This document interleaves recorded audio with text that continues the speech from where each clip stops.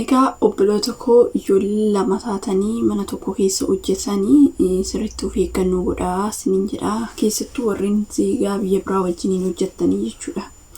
Ashamaa harka fuunee hordoftoota kabajamtoota chaanaal YouTube Galata jalatti argamtan jirra jirtu bakka jirtanitti nagaan waaqayyo isiniif haa baay'atu jecha.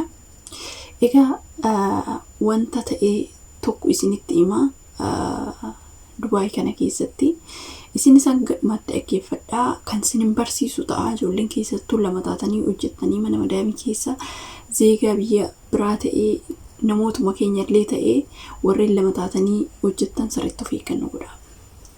Innis maaltu ta'e seetanii mucayyoon reefu biyyarraa dhufti. Yeroo biyyarraa dhuftu kana mucayyoon wayii takka mana keessa turtii jirti jechuudha. Zeegaa biyya Filiippiinidha jechuudha. Itoophiyaan immoo reefu biyyaa dhufti. Ishiin gara biyyaa galuudhaaf kaatee jechuudha Filiippiinittiin.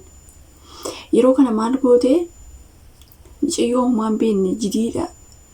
Reefu ji'a lama immoo ji'a sadi guutti warqii fuutee hattee jechuudha. Filiippiinis suni boorsaa mucattii Itoophiyaa tana keessa gooti.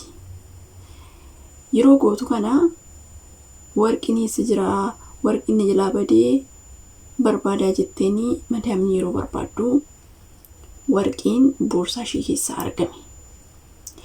Yeroo kanatti oggusuma poolisiitti bilbiltee nan qabsiisuun qaba jettee mucayyoo suni ofiishiitii fuutee of keessa boorsaa keessan kaayannee kan fuudhee garuu boorsaa ishee keessa kaa'e Filiippiinittidha isiniin jedha.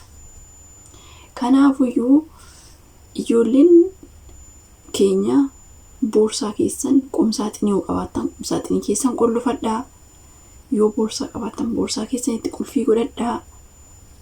Keessattuu warreen lama taatanii too mana tokko hojjettanii jechuudha. Hara Itoophiyaan hin beeku gin akkanas waloo dheeree yaadu oduu ta'ees immoo waliif yaadu akkas dabarsanii waliin kennanii garuu immoo ilaala gochaa ishiin irratti hojjettu jechuudha. Ishiin galuudhaa kaate anama dhufte sanatti ishiin gaarii of godhuu ishiiti akka ishiititti. Garuu immoo kun haraam cubbuudha. Maaliif ishiinis akkuma ishiitti dalagaadhaaf biyyaa baate. Sunis mana namaati kan jirtu dalagaa. Garuu immoo akkana godhuun ishee sirrii miti. Kanaafuu obboloota koo sirriitti of eeggannoo godhaa isiniin jedha. Dhugaa Itoophiyaan sun baay'ee tokko boossee baay'ee takka garaan nyaattee jechuudha. Kanaaf ijoollee baay'een ni yaadatu ta'ee mana ijaazaa kanatti illee meeshaa wal jalaa atu bakka wanti isaa walirratti raawwatan waa baay'eedha jechuudha. Kanaaf obboloota koo wal xureessuu jirra. Wal ammeessuurra. Waliif kana kafana ta'uutu caala. Obboleessa kee obboleettii kee dabarsitee diinaaf hin kennin. Eenyumayyuu waan taane ittillee ammoo feeyyuu ta'e arba biratti misgaana hin qabdu. Ati amma fakkeenyaa fi ijoolleen tokko biyya arbaa keessa ijoolleen turan gaafa addisiin dhufte addisiisaan qocoluu barbaada. Gin waan akkana kun sirrii miti. Baay'eetti dhugaa dubbachuuf cubbuudha. Kanaafuu obboloota koo waan akkana kana walirratti raawwatinaa.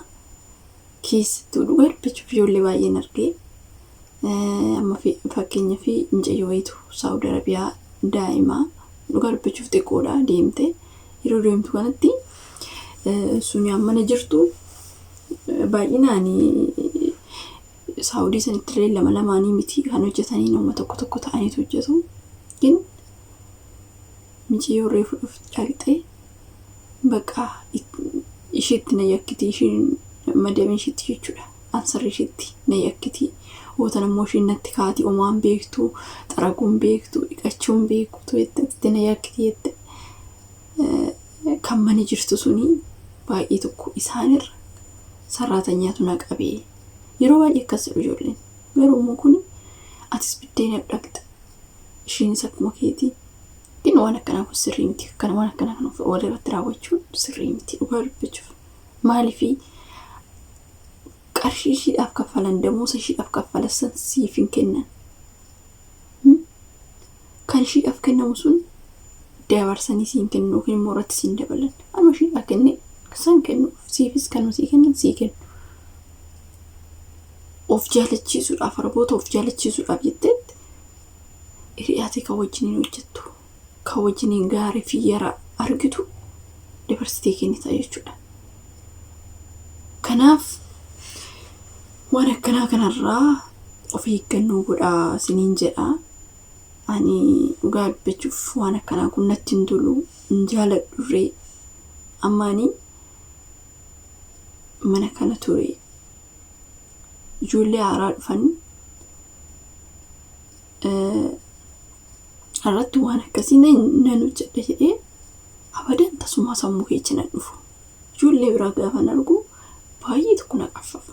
Of jaalachiisuudhaaf jedhee isaan uduuna taanu lammii dhiiga kiyya lammiin biraa of jaalachiisuudhaaf fiiguu jechuudha. Odoo kiyya na taanu so kanaaf yaa obboloota koo waan akkanaa kun waan duraan bareedee of eeggannoo godhaa isiniin jedha. Ani akka kiyyaatti akka yaada kiyyaatti sirrii miti muun abadan.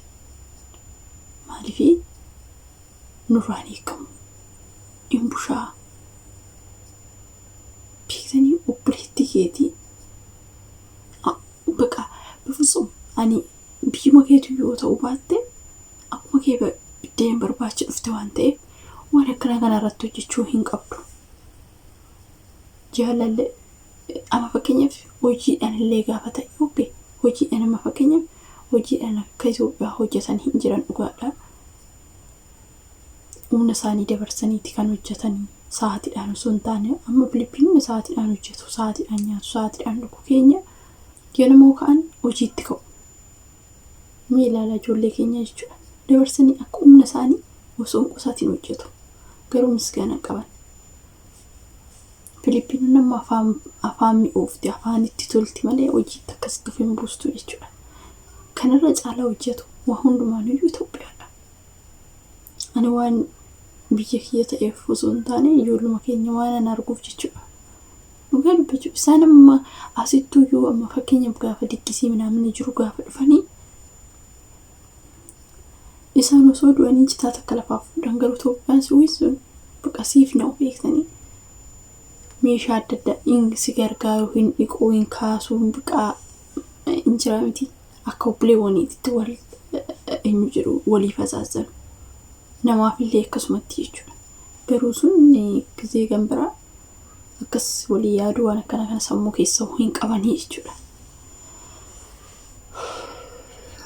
Kanaaf dabarsanii wal kennuun harka diinatiitti wal galchuun gaarii miti isinii jechuu barbaadetan isinii galee anna akkasii obboleewwan koo addunyaa tanarra addunyaan tun gabaabdha. Waggaa meeqa kan jiraannuuf wal jibbina. Waggaa meeqa kan jiraannuuf harka diinataa walii kennina. Amamsiyoon tun maal argatti? Riskii ishee kan cuftu carraa ishee kan cuftu ishiin tarii yookiin rabbiin ishee natsaa baasee odoo natsaa baasee bakka biraa deemtee hojjechuu dandeessi. Garuu akka waan eenyu ishee cufte jechuudha. Waan akkasiiti gin waan akkana walirratti raawwachuu akkasii yaa obboloota koo beektanii jireenya addunyaa gabaabduu tanaaf jennee biyya kana keessatti wal jibbuu wal heesessuu wal miqqisuu waan akkasii kan oduu dhiisnee gaadheedha yaada. Ana akka kiyyaatti jechuudha. Garuu immoo beektanii hin ta'u. Akkasii waan hundaafiyyuu waaqayyo dhugaa dubbachuuf akka yaadne akka garaa keenya nuuf haa ta'u bakka jirrutti nu haa eegu. Nuyi of eeguu hin dandeenyu beektanii bakka namatti dhufuu isin beekanii namoota akkanaa nama nagaa wajjin isinitti haa qabu dhugaa dubbachuuf sirriitti of eeggannoo godhaa isiniin jedha obboloota koo. Waan akkanaa kana gaafa dhageessan meeshaa keessan keessarree guutee isheetu fuudhee gaafa jettu bataamitti sirrifachiisa dhugaa dubbachuuf. Akkasii keessattuu ijoolleen lama taatanii jirtanii sirriitti ofii eeggannoo godhaa isiniin jedha. Viidiyoo biraatiin hanga walitti deebinutti tursii gaarii qabaadhaa. Nagaan naa tura.